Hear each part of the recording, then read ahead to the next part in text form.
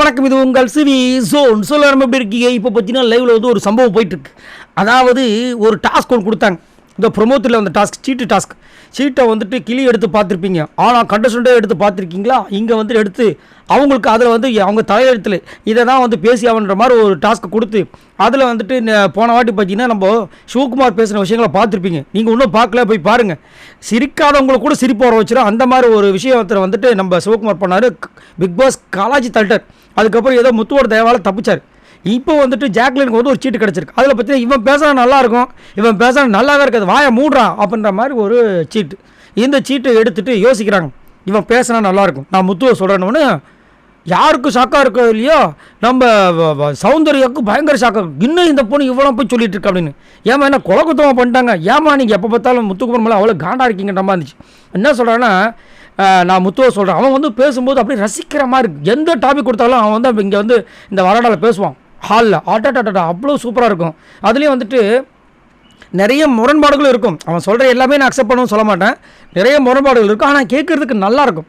Especially Vijay Sethupathi அவர்களுடைய எபிசோடில் பார்த்தீங்கன்னா அவர் கேட்குற கேள்விக்கு ஒரு சர்க்காஸ்டிக்காக ஒரு பதில் சொல்லுவார். கேட்குறதுக்கு நல்லாயிருக்கும், ஜாலியாக இருக்கும், ஃபன்னாக இருக்கும். சரி, அடுத்தது இவன் பேசவே கூடாது, இவன் பேசினா கேவலமாக இருக்கும் அப்படின்னு யாரை சொல்லுவோன்னா விஷாலாக சொல்கிறேன்றாங்க. என்னென்னா யாராச்சும் இங்கே வந்துட்டு பேசிகிட்டு இருப்பாங்க, அவங்க ஆப்போசிட்டில் அவங்களுக்குள்ளேயே ஒரு கவுண்ட் அடித்து அவங்கள ஒரு மாதிரி அசிங்கப்படுத்துவாங்க. ரொம்ப கஷ்டமாக இருக்கும். அதே மாதிரி ஒரு சில பேர் வந்துட்டு சீரியஸாக ஒரு கான்வர்சேஷன் கொடுத்துருப்பாங்க, அப்பயும் அவங்களுக்குள்ளேயே வந்து கவுண்ட் அடித்து கலாச்சிட்டு இருப்பாங்க.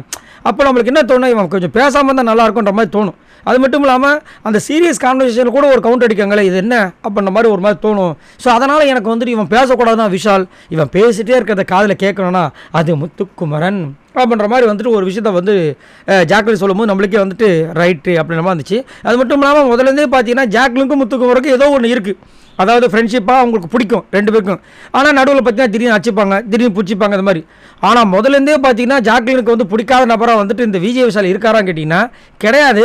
இப்போ திடீர்னு எப்படி இந்த மாதிரி வந்து விஜய் விஷால் அட்டாக் பண்ணாங்கன்னு சரி சத்தியமாக புரியல. ஏன்னா அந்த தர்ஷிகா விஜய் விஷால் லவ்வில் வந்துட்டு ஒரு பெரிய பாலமாகவே இருக்கிறது நம்ம ஜாக்லின் தான். ஆனால் அவங்க வந்துட்டு இந்த மாதிரி டாஸ்க் வரும்போது விஜய் விஷாலை தாக்குறது கொஞ்சம் யோசிக்கபடியாக இருக்குது. சரி, உங்களுக்கு என்ன தோணுதுன்றதை சொல்லுங்கள். ஆனால் அவங்க சொன்ன வார்த்தைகள் உண்மை தான். ஏன்னா இங்கே எல்லாரும் பேசிட்டு இருக்கும்போது கவுண்டர் அட்டாக் கொடுக்குறதுல, அதுவும் சீரியஸாக பேசுகிறதால அங்கே வந்து ஓவராக பேசுறது. இன்றைக்கி காலெல்லாம் பார்த்தீங்கன்னா சௌந்தர்யா முத்துக்குமரனை சொல்லிட்டு இருப்பாங்க.